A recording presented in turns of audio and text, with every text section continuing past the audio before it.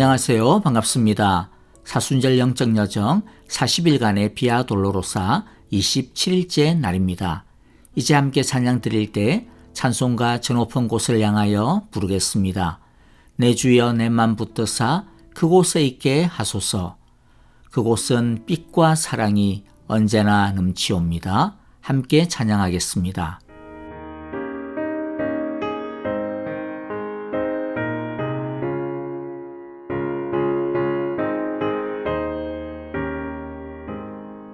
저 높은 곳을 향하여 날마다 나아갑니다. 내 뜻과 정성 모아서 날마다 기도합니다. 내 주여 내 맘 붙드사 그곳에 있게 하소서. 그곳은 빛과 사랑이 언제나 넘치옵니다. 괴로움과 죄가 있는 곳 나 비록 여기 살아도 빛나고 높은 저곳을 날마다 바라봅니다. 내 주여 내 맘 붙드사 그곳에 있게 하소서. 그곳은 빛과 사랑이 언제나 넘치옵니다. 의심의 안개 거치고 근심의 구름 없는 곳 기쁘고 참된 평화가 거기만 있사옵니다. 내 주여 내 맘 붙드사 그곳에 있게 하소서. 그곳은 빛과 사랑이 언제나 넘치옵니다.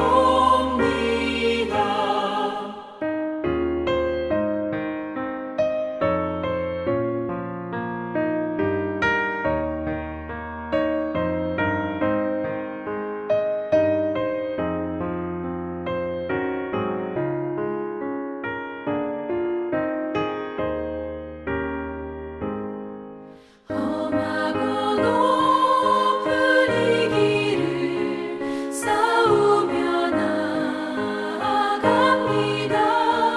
다시금 기도하오니 내 주여 인도하소서. 내 주여 내 맘 붙드사 그곳에 있게 하소서. 그곳은 빛과 사랑이 언제나 넘치옵니다. 내 주를 따라 올라가 저 높은 곳에 우뚝 서 영원한 복락 누리며 즐거운 노래 부르리. 내 주여 내 맘 붙드사 그곳에 있게 하소서. 그곳은 빛과 사랑이 언제나 넘치옵니다. 이제 하나님의 말씀을 읽겠는데요. 오늘은 어제 함께 보았던 말씀 중 일부를 다시 보겠습니다. 마태복음 24장 30절부터 37절입니다. 30절을 제가 먼저 읽고요. 한 절씩 교독하도록 하겠습니다. 그때에 인자가 올 징조가 하늘에서 나타날 터인데 그때에는 땅에 있는 모든 민족이 가슴을 치며 인자가 큰 권능과 영광에 쌓여 하늘 구름을 타고 오는 것을 보게 될 것이다. 그리고 그는 자기 천사들을 큰 나팔 소리와 함께 보낼 터인데 그들은 하늘 이 끝에서 저 끝까지 사방에서 그가 선택한 사람들을 모을 것이다. 무화과 나무에서 교훈을 배워라. 가지가 연하여지고 잎이 돋으면 너희는 여름이 가까이 온 줄을 안다. 이와 같이 너희도 이 모든 일을 보거든 인자가 문 앞에 가까이 온 줄을 알아라. 내가 진정으로 너희에게 말한다. 이 세대가 끝나기 전에 이 모든 일이 다 일어날 것이다. 하늘과 땅은 없어질지라도 나의 말은 결코 없어지지 않을 것이다. 그러나 그 날과 그 시각은 아무도 모른다. 하늘의 천사들도 모르고 아들도 모르고 오직 아버지만이 아신다. 노아의 때와 같이 이 인자가 올 때도 그러할 것이다. 아멘. 어제에 이어 오늘의 말씀을 통해서 짧지만은 종말에 대한 오해를 좀 바로잡는 시간을 갖고자 합니다. 먼저 여러분은 종말 또는 묵시라고 하면 어떤 느낌, 어떤 인상이 떠오릅니까? 세계의 종말은 워낙 인기 있는 소재이기 때문에 수많은 영화나 소설을 통해서 다루어져 왔습니다. 그러다 보니 종말이나 묵시에 대해 자신도 모르게 좀 왜곡되어진 이미지를 갖고 있는 경우를 많이 봅니다.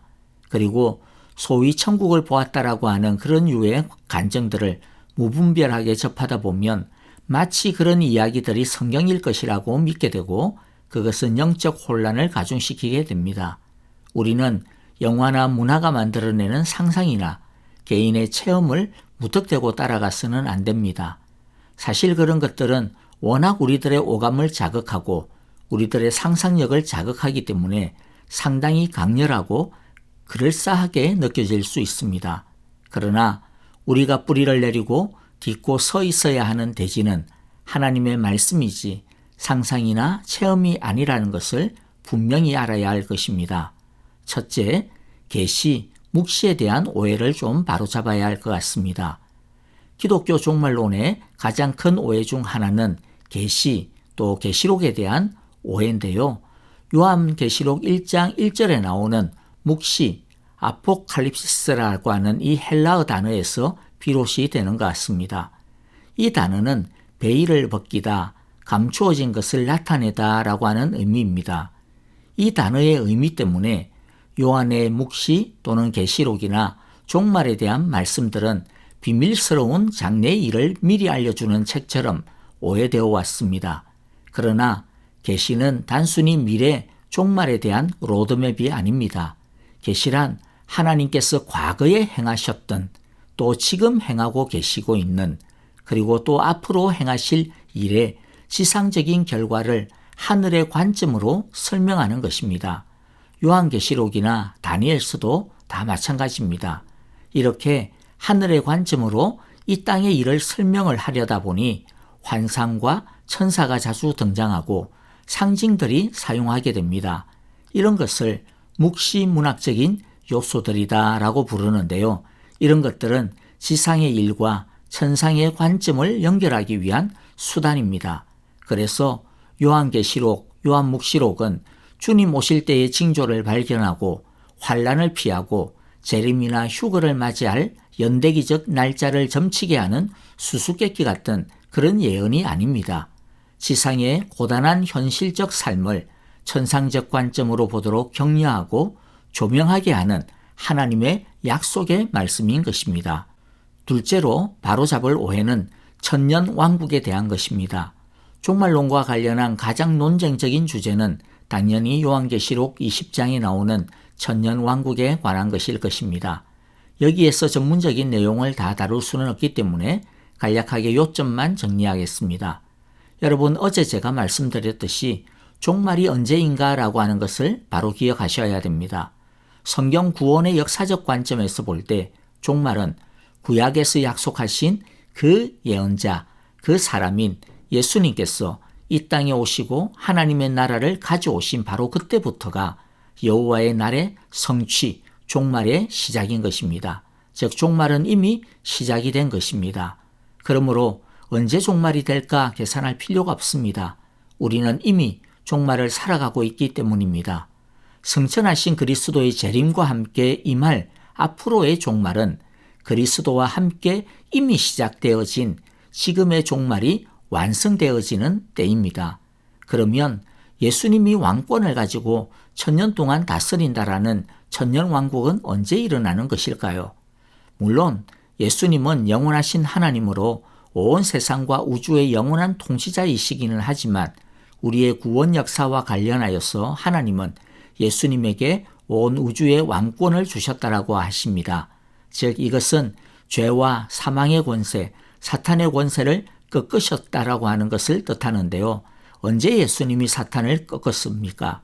언제 하나님이 예수님에게 왕권을 주셨습니까? 종말이 아닙니다. 재림 때가 아닙니다. 이미 그 전입니다. 언제입니까? 빌립보서 2장 8절부터 11절까지를 보면 예수님께서 자기를 낮추시고 죽기까지 순종하신 십자가 사건입니다. 그 사건에서, 그 십자가에서 영원한 승리가 이루어졌습니다. 그래서 요한계시록 5장 10절의 말씀처럼 그들로 우리 하나님 앞에서 나라와 제사장들을 삼으셨으니 그들이 땅에서 왕노릇하리로다 하더라. 여러분, 언제 그러면 우리가 주님과 함께 왕노릇합니까? 언제 하나님께서 우리를 나라와 제사장들로 삼으셨을까요? 종말의 때입니까? 아닙니다. 과거형으로 되어 있지 않습니까? 삼으셨으니 우리가 예수님을 믿어 하나님의 자녀가 될 그때부터입니다. 그때부터. 그래서 우리도 예수님과 함께 왕노릇하고 있는 것입니다. 그러므로 소위 천년왕국은 예수님께서 사람이 되셔서 이 땅에 오시고 순종함으로 십자가와 부활을 통해 죄와 사망의 권세를 깨뜨리시고 모든 이름 위에 뛰어난 이름을 받으시고 온 세상의 주와 그리스도가 되신 그때부터 이미 시작이 되고 있는 것입니다. 그리고 1000년 동안 다스린다고 해서 진짜 천년으로, 문자적인 천년으로 오해해서는 안 됩니다. 아까도 말씀드렸듯이 계시록은 지상의 삶을 하늘의 관점으로 표현하는 묵시적인 상징적인 표현으로 되어 있다고 했습니다. 그래서 예를 들어 대표적으로 우리가 구원의 인침을 받은 14만 4천 명을 문자적으로 14만 4천 명으로 해석하지 않지 않습니까? 상징적인 숫자로 해석을 합니다. 그게 바른 해석입니다. 이와 같이 계시록 20장 4절에 나오는 것처럼 성도들이 그리스도와 더불어 왕노릇하는 그 천년이라고 하는 것은 문자적인 천년, 연대기적인 천년이 아니라 박해 가운데 있는 지상교회가 그리스도와 더불어 왕노릇하는 묵시적인, 즉 상징적인 천년이라고 하는 것을 아셔야 될 것입니다. 이제 세 번째 바로 잡아야 할 것은요, 이스라엘의 회복에 대한 오해입니다.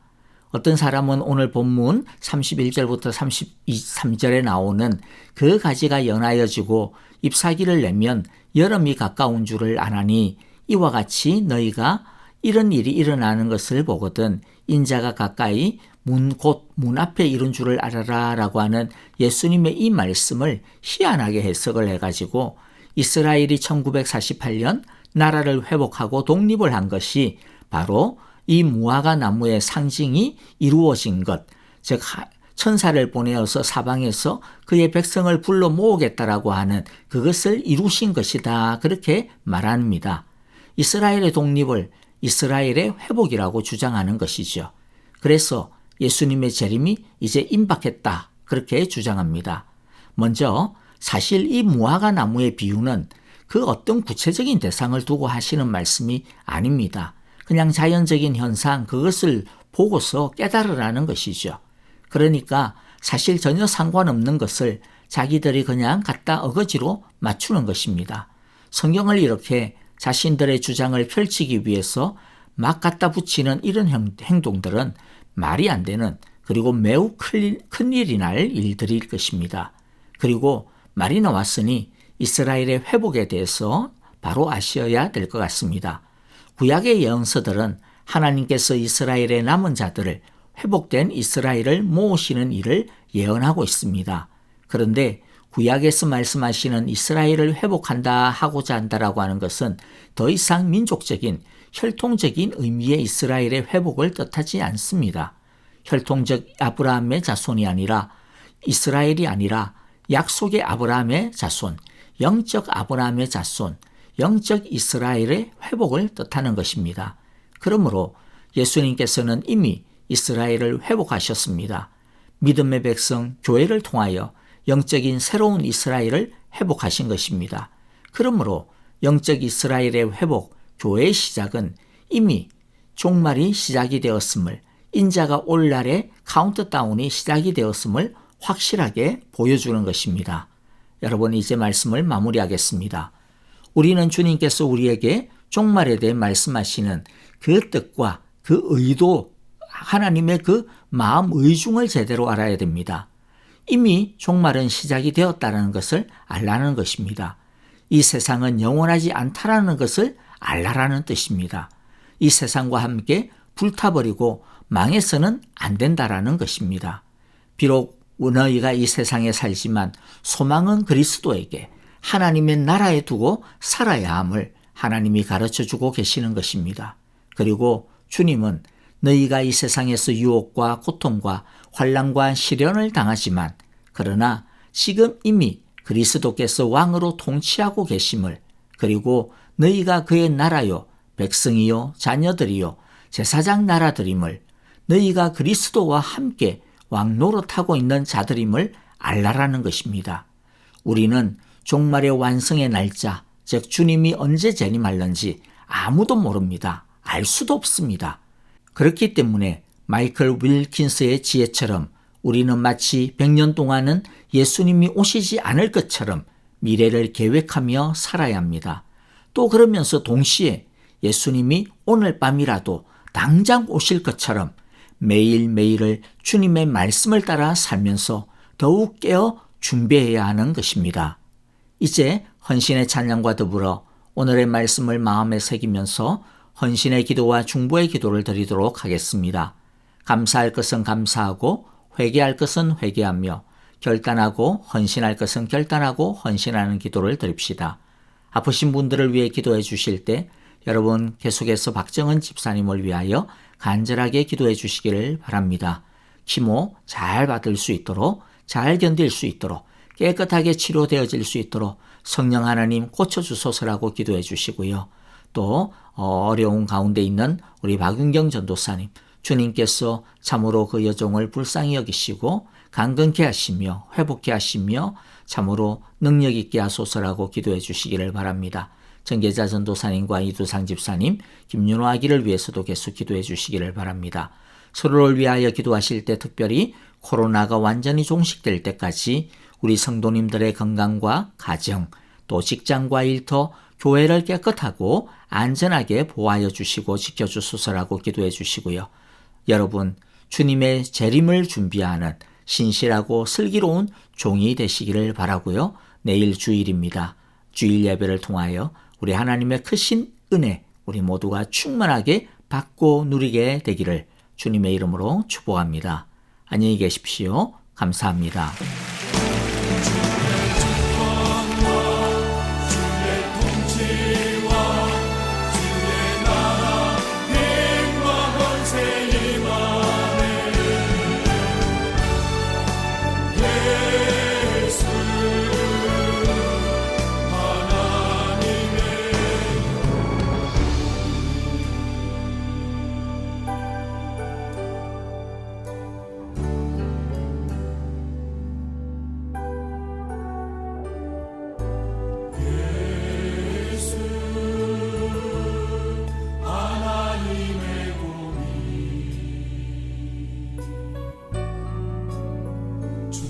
Sing